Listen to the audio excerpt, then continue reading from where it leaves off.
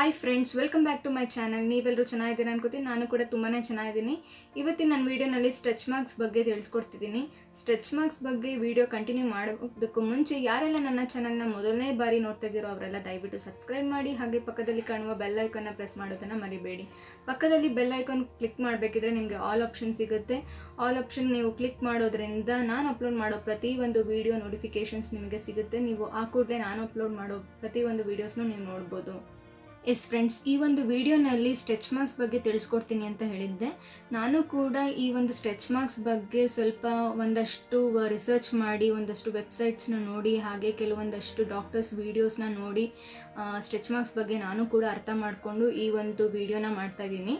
ಹಾಗೆ ಈ ಒಂದು ವಿಡಿಯೋ ಕೊನೆಯಲ್ಲಿ ನನ್ನ ಎಕ್ಸ್ಪೀರಿಯನ್ಸ್ ಕೂಡ ನಿಮ್ಮೊಟ್ಟಿಗೆ ಶೇರ್ ಮಾಡ್ಕೊಳ್ಳೋಣ ಅಂದ್ಕೊಂಡಿದ್ದೀನಿ ಸ್ಟ್ರೆಚ್ ಮಾರ್ಕ್ಸ್ ಬಗ್ಗೆ. ಆದ್ದರಿಂದ ಈ ಒಂದು ವಿಡಿಯೋನ ಸ್ಟಾರ್ಟಿಂಗಿಂದ ಎಂಡ್ವರೆಗೂ ಈ ಒಂದು ವಿಡಿಯೋನ ನೋಡಿ ಅಂತ ಹೇಳೋದಕ್ಕೆ ಇಷ್ಟಪಡ್ತಿದ್ದೀನಿ. ಎಸ್ ಫ್ರೆಂಡ್ಸ್, ಇವತ್ತಿನ ಸ್ಟ್ರೆಚ್ ಮಾರ್ಕ್ಸ್ ವಿಡಿಯೋನಲ್ಲಿ ಕೆಲವೊಂದಷ್ಟು ಕ್ವೆಶನ್ಸ್ಗಳು ಅರೈಸ್ ಆಗ್ಬೋದು. ಅದು ಯಾವ್ದು ಅಂತ ಅಂದರೆ, ಮೊದಲನೇದಾಗಿ ಸ್ಟ್ರೆಚ್ ಮಾರ್ಕ್ಸ್ ಅಂದರೆ ಏನು, ಸ್ಟ್ರೆಚ್ ಮಾರ್ಕ್ಸ್ ಬರೋದಕ್ಕೆ ಕಾರಣಗಳೇನು, ಸ್ಟ್ರೆಚ್ ಮಾರ್ಕ್ಸ್ ಬಂದ್ರೂ ಹೋಗುತ್ತಾ ಹೋಗಲ್ವಾ ಅನ್ನೋ ಒಂದು ಕನ್ಫ್ಯೂಷನ್ಸು, ಸ್ಟ್ರೆಚ್ ಮಾರ್ಕ್ಸ್ ಬಂದ್ರೂ ಅದಕ್ಕೆ ಸೊಲ್ಯೂಷನ್ಸ್ ಇಲ್ವಾ ಅನ್ನೋ ಒಂದು ಕನ್ಫ್ಯೂಷನ್ಸ್ ಅಥವಾ ಕ್ವೆಶನ್ಸ್ ಅರೈಸ್ ಆಗ್ಬೋದು. ಹಾಗೆ ಸೊಲ್ಯೂಷನ್ಸ್ ಅಂತ ಅಂದರೆ ಹೋಮ್ ಮೇಡ್ ಸೊಲ್ಯೂಷನ್ಸ್ ಇರ್ಬೋದಾ, ಅಥವಾ ನಾವು ಹೊರಗಡೆಯಿಂದ ಪರ್ಚೇಸ್ ಮಾಡುವಂಥ ಒಂದು ಕ್ರೀಮ್ಸ್ ಅಥವಾ ಆಯಿಲ್ಸ್ ಇರ್ಬೋದಾ, ಕ್ರೀಮ್ಸ್ ಅಥವಾ ಆಯಿಲ್ಸ್ ಅಂತ ಅಂದ್ರೂ ಯಾವುದು ಬೆಸ್ಟ್ ಇರ್ಬೋದು ಅನ್ನೋದನ್ನು ಈ ಒಂದು ವಿಡಿಯೋನಲ್ಲಿ ತಿಳ್ಕೊಳ್ಳೋಣ.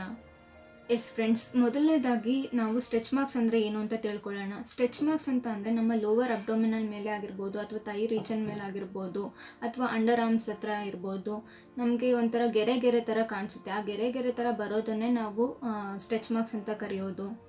ಎರಡನೇದಾಗಿ ಸ್ಟ್ರೆಚ್ ಮಾರ್ಕ್ಸ್ ಬರೋದಕ್ಕೆ ಕಾರಣಗಳೇನು, ರೀಸನ್ಸ್ಗಳೇನು ಅಂತ ತಿಳ್ಕೊಳ್ಳೋಣ. ಮೊದಲನೇದಾಗಿ ಸ್ಟ್ರೆಚ್ ಮಾರ್ಕ್ಸ್ ಬರೋದಕ್ಕೆ ಒಂದು ಪ್ರೆಗ್ನೆನ್ಸಿ ಟೈಮ್ ಇರ್ಬೋದು, ಅಥವಾ ಟೀನೇಜರ್ಸ್ ಟೈಮಲ್ಲಿ ಇರ್ಬೋದು, ಅಥವಾ ವೆಯ್ಟ್ ಲಾಸ್ ಆಗಿ ಸಡನ್ನಾಗಿ ವೆಯ್ಟ್ ಗೇನ್ ಆದರೂ ಕೂಡ ಸ್ಟ್ರೆಚ್ ಮಾರ್ಕ್ಸ್ ಬರೋ ಸಾಧ್ಯತೆ ಇರುತ್ತೆ. ಮತ್ತೊಂದು ಇಂಪಾರ್ಟೆಂಟ್ ರೀಸನ್ ಏನಂತ ಅಂದರೆ, ನಾವು ಯಾವುದಾದ್ರೂ ವಿಷಯಕ್ಕೆ ನಾವು ಕಂಟಿನ್ಯೂಸ್ ಆಗಿ ಟ್ಯಾಬ್ಲೆಟ್ಸ್ ತೊಗೊತಿದ್ರೆ, ಮೆಡಿಸಿನ್ಸ್ ತೊಗೊತಿದ್ರೆ ಆಗಲೂ ಕೂಡ ನಮಗೆ ಸ್ಟ್ರೆಚ್ ಮಾರ್ಕ್ಸ್ ಬರೋ ಸಾಧ್ಯತೆ ಇರುತ್ತೆ. ಯೂಶಲಾಗಿ ಅಂತಂದರೆ ಡ್ಯೂರಿಂಗ್ ಪ್ರೆಗ್ನೆನ್ಸಿ ಟೈಮಲ್ಲೇ ನಮಗೆ ಯೂಶಲಿ ಸ್ಟ್ರೆಚ್ ಮಾರ್ಕ್ಸ್ ಕಾಣಿಸೋದು. ಕೆಲವೊಬ್ಬೊಬ್ರಿಗೆ ಕಾಣಿಸೋದೇ ಇಲ್ಲ ಪ್ರೆಗ್ನೆನ್ಸಿ ಟೈಮಲ್ಲಿ ಸ್ಟ್ರೆಚ್ ಮಾರ್ಕ್ಸ್. ಮೂರನೇದಾಗಿ ಸ್ಟ್ರೆಚ್ ಮಾರ್ಕ್ಸ್ ಬಂದರೆ ಅದು ಕಂಪ್ಲೀಟಾಗಿ ಹೋಗುತ್ತಾ ಹೋಗಲ್ವಾ ಅನ್ನೋ ಒಂದು ಕನ್ಫ್ಯೂಷನ್ಸ್ ಇರುತ್ತೆ. ಈ ಒಂದು ವಿಡಿಯೋನಲ್ಲಿ ಸ್ಟ್ರೆಚ್ ಮಾರ್ಕ್ಸ್ ಬಂದರೆ ಕಂಪ್ಲೀಟಾಗಿ ಹೋಗುತ್ತೆ ಅಂತ ಹೇಳೋದಕ್ಕೆ ಇಷ್ಟಪಡಲ್ಲ.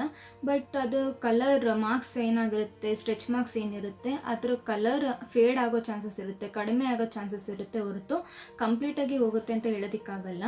ಹಾಗೆ ಈ ಒಂದು ಸ್ಟ್ರೆಚ್ ಮಾರ್ಕ್ಸ್ ಬರೋದು ನಮ್ಮ ಹೊಟ್ಟೆ ಮೇಲೆ ಆಗಿರ್ಬೋದು, ಅಥವಾ ಲೋವರ್ ಅಬ್ಡೋಮಿನಲ್ ಮೇಲೆ ಆಗಿರ್ಬೋದು, ಅಥವಾ ನಮ್ಮ ಅಂಡರ್ ಆರ್ಮ್ಸ್ ಹತ್ರ ಇರ್ಬೋದು.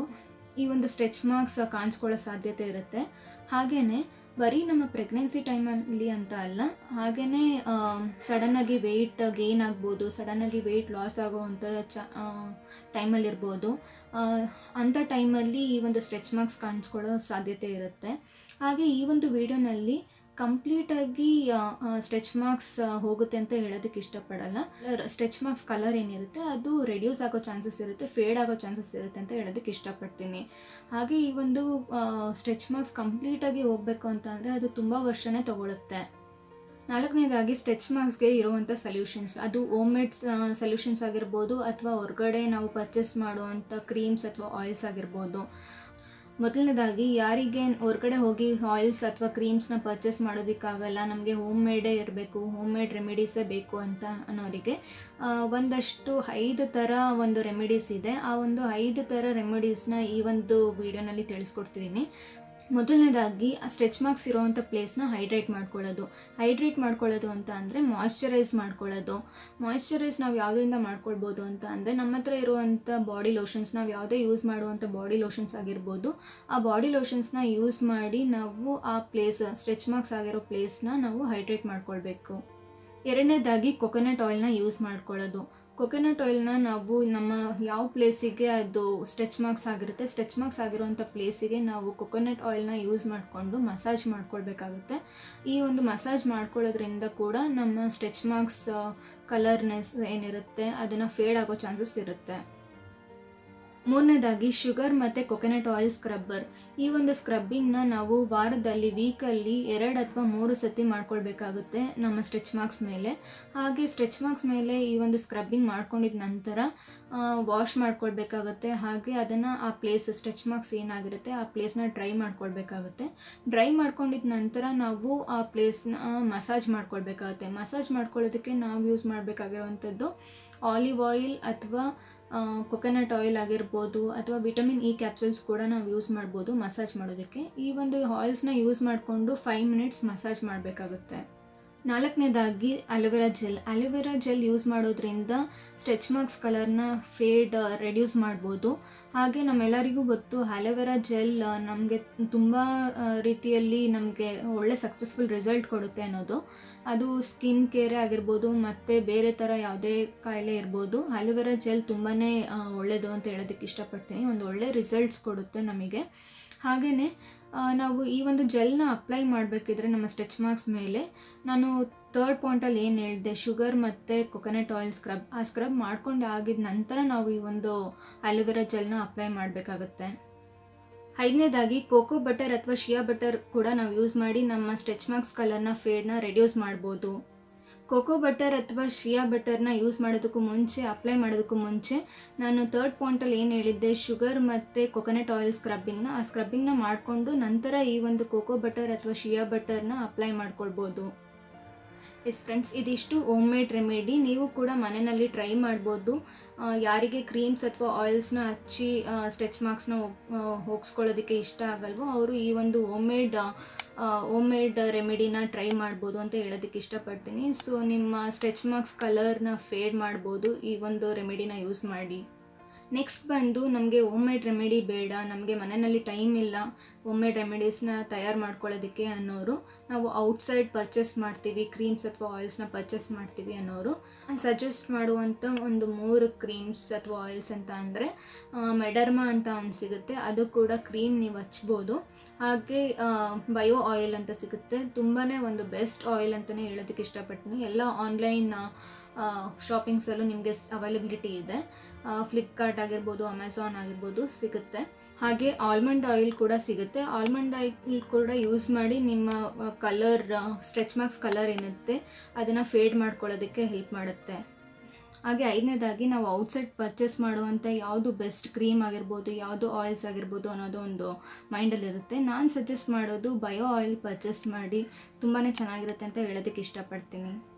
ಎಸ್ ಫ್ರೆಂಡ್ಸ್, ಈ ಒಂದು ಕೊನೆಯ ವಿಡಿಯೋನಲ್ಲಿ ನಾನು ನನ್ನ ಎಕ್ಸ್ಪೀರಿಯೆನ್ಸ್ ಕೂಡ ಶೇರ್ ಮಾಡ್ತೀನಿ ನಿಮ್ಮೊಟ್ಟಿಗೆ ಅಂತ ಹೇಳಿದ್ದೆ. ಹೌದು, ನಾನು ನನ್ನ ಪ್ರೆಗ್ನೆನ್ಸಿ ಟೈಮಲ್ಲಿ ನನಗೆ ಯಾವುದೇ ರೀತಿಯಾಗಿ ಸ್ಟ್ರೆಚ್ ಮಾರ್ಕ್ಸ್ ಬಂದಿರಲಿಲ್ಲ. ಬಟ್ ಸ್ಟಿಲ್ ನಾನು 8 ಮಂತ್ ಇದ್ದಾಗ ನಾನು ಸ್ಟ್ರೆಚ್ ಮಾರ್ಕ್ಸ್ಗೆ ಆಯಿಲ್ ಪರ್ಚೇಸ್ ಮಾಡಿದ್ದೆ. ಬಯೋ ಆಯಿಲ್ ನಾನು ಪರ್ಚೇಸ್ ಮಾಡಿದ್ದು ಬಯೋ ಆಯಿಲ್. ಈ ಒಂದು ಬಯೋ ಆಯಿಲ್ನ ನಾನು ಅಪ್ಲೈ ಮಾಡ್ತಿದ್ದೆ ನಾನು 8 ಮಂತಲ್ಲಿದ್ದಾಗ. ಈ ಒಂದು ಬಯೋ ಆಯಿಲ್ನ ನಾನು 8 ಮಂತ್ ಪ್ರೆಗ್ನೆಂಟ್ ಇದ್ದಾಗ ನಾನು ಯೂಸ್ ಮಾಡ್ತಿದ್ದೆ, ನಾನು ಅಪ್ಲೈ ಮಾಡ್ತಿದ್ದೆ. ತುಂಬಾ ಚೆನ್ನಾಗಿದೆ ಈ ಒಂದು ಬಯೋ ಆಯಿಲ್. ಹಾಗೆ ಯೂಶ್ವಲಿ ನಮ್ಮ ಪ್ರೆಗ್ನೆನ್ಸಿ ಟೈಮ್ ಅಂತ ಅಂದರೆ ಸೆಕೆಂಡ್ ಟರ್ಮ್, ನಾವು 3rd ಮಂತ್ ಆಗಿದ ತಕ್ಷಣ 4th ಮಂತ್ ಏನು ಸ್ಟಾರ್ಟ್ ಆಗುತ್ತೆ ಅದನ್ನು ನಾವು ಸೆಕೆಂಡ್ ಟರ್ಮ್ ಅಂತ ಕರಿತೀವಿ ಪ್ರೆಗ್ನೆನ್ಸಿ ಟೈಮಲ್ಲಿ. ಸೊ ಆ ಟೈಮಲ್ಲಿ ಅಪ್ಲೈ ಮಾಡೋದು ತುಂಬಾ ಒಳ್ಳೆಯದು ಅಂತ ಹೇಳೋದಕ್ಕೆ ಇಷ್ಟಪಡ್ತೀನಿ. ನನ್ನ ಪ್ರೆಗ್ನೆನ್ಸಿ ಟೈಮಲ್ಲಿ ನನಗೆ ಯಾವುದೇ ರೀತಿಯಾಗಿ ಸ್ಟ್ರೆಚ್ ಮಾರ್ಕ್ಸ್ ಇರಲಿಲ್ಲ. ಬಟ್ ಸ್ಟಿಲ್ ನಾನು 8 ಮಂತಲ್ಲಿ ತೊಗೊಂಡೆ ಹಚ್ಚೋಣ ಅಂತ. ನಾನೊಂದು 5 ಟೈಮ್ಸ್ ಹಚ್ಚಿದ್ದೀನಿ, ಯಾವುದೇ ರೀತಿಯಾದ ಸೈಡ್ ಎಫೆಕ್ಟ್ಸ್ ಇಲ್ಲ ಇದರಿಂದ. ಈ ಒಂದು ಬಯೋ ಆಯಿಲ್ ತುಂಬಾ ಎಕ್ಸ್ಪೆನ್ಸಿವ್, 60 ml ಸಿಗುತ್ತೆ. ಇದಕ್ಕೆ 425 ರುಪೀಸ್ ಆಗುತ್ತೆ. ನೀವೆಲ್ಲೇ ಆನ್ಲೈನ್ ಪರ್ಚೇಸ್ ಮಾಡಿದ್ರೂ ಅಥವಾ ಔಟ್ಸೈಡ್ ತೊಗೊಂಡ್ರೂ ಕೂಡ 425 ರುಪೀಸ್ ಆಗುತ್ತೆ ಇದಕ್ಕೆ. ಹಾಗೆ ಇದು ತುಂಬಾ ಲೈಟ್ ವೆಯ್ಟ್, ನಾನ್ ಸ್ಟಿಕ್ಕಿ. ಹಾಗೆ ಇದನ್ನು ಅಪ್ಲೈ ಮಾಡಬೇಕಾದ್ರೆ ಸ್ಮೆಲ್ ಕೂಡ ತುಂಬಾ ಚೆನ್ನಾಗಿದೆ, ಫ್ರ್ಯಾಗ್ರೆನ್ಸ್ ತುಂಬಾ ಚೆನ್ನಾಗಿದೆ. ಎಸ್ ಫ್ರೆಂಡ್ಸ್, ಈ ಒಂದು ಬಯೋ ಆಯಿಲ್ ನಮ್ಮ ಸ್ಟ್ರೆಚ್ ಮಾರ್ಕ್ಸ್ನ ರಿಮೂವ್ ಮಾಡೋದಕ್ಕೆ, ಸ್ಕಾರ್ಸ್ನ ರಿಮೂವ್ ಮಾಡೋದಕ್ಕೆ ಹೆಲ್ಪ್ ಮಾಡುತ್ತೆ. ಹಾಗೆ ಹನಿವನ್ ಸ್ಕಿನ್ ಟೋನ್ ಆಗಿದ್ರೂ ಕೂಡ ಅದನ್ನು ಇಂಪ್ರೂವ್ ಮಾಡೋದಕ್ಕೆ ಹೆಲ್ಪ್ ಮಾಡುತ್ತೆ. ಹಾಗೆ ನಮ್ಮ ಸ್ಕಿನ್ ಏಜಿಂಗ್ ಆಗಿರ್ಬೋದು ಅಥವಾ ನಮ್ಮ ಸ್ಕಿನ್ ಡಿಹೈಡ್ರೇಟ್ ಆಗಿರ್ಬೋದು ಅಂಥ ಟೈಮಲ್ಲಿ ಕೂಡ ಈ ಒಂದು ಬಯೋ ಆಯಿಲ್ ನಮ್ಮ ಸ್ಕಿನ್ನ ಸ್ಮೂತ್ ಮಾಡೋದಕ್ಕೆ ತುಂಬಾ ಹೆಲ್ಪ್ ಮಾಡುತ್ತೆ, ಮಾಯ್ಶ್ಚರೈಸ್ ಮಾಡುತ್ತೆ ಈ ಒಂದು ಬಯೋ ಆಯಿಲ್ ಅಂತ ಹೇಳೋದಕ್ಕೆ ಇಷ್ಟಪಡ್ತೀನಿ. ಒಂದು ಬೆಸ್ಟ್ ಆಯಿಲ್ ಅಂತ ಹೇಳೋದಕ್ಕೆ ಇಷ್ಟಪಡ್ತೀನಿ ಈ ಒಂದು ಬಯೋ ಆಯಿಲ್ನ. ಎಸ್ ಫ್ರೆಂಡ್ಸ್, ಈ ಒಂದು ಸ್ಟ್ರೆಚ್ ಮಾರ್ಕ್ಸ್ ವಿಡಿಯೋ ನಿಮ್ಮೆಲ್ಲರಿಗೂ ಇಷ್ಟ ಆಗಿದೆ ಅನ್ಕೋತೀನಿ. ಈ ಒಂದು ಸ್ಟ್ರೆಚ್ ಮಾರ್ಕ್ಸ್ ವಿಡಿಯೋ ಜೊತೆಗೆ ಒಂದು ಸ್ಮಾಲ್ ಇನ್ಫಾರ್ಮೇಷನ್ ಕೂಡ ಕೊಟ್ಟಿದ್ದೀನಿ. ಆ ಒಂದು ಸ್ಮಾಲ್ ಇನ್ಫಾರ್ಮೇಷನ್ ಸ್ಟ್ರೆಚ್ ಮಾರ್ಕ್ ಬಗ್ಗೆ ನಿಮ್ಗೆಲ್ಲರಿಗೂ ಇಷ್ಟ ಆಗಿದೆ ಅನ್ಕೋತೀನಿ. ಈ ಒಂದು ವಿಡಿಯೋ ನಿಮ್ಗೆಲ್ಲರಿಗೂ ಇಷ್ಟ ಆಗಿದ್ದರೆ ದಯವಿಟ್ಟು ಲೈಕ್ ಮಾಡಿ, ಶೇರ್ ಮಾಡಿ, ಹಾಗೆ ಸಬ್ಸ್ಕ್ರೈಬ್ ಮಾಡೋದನ್ನು ಮರಿಬೇಡಿ. Thank you so much for watching this video.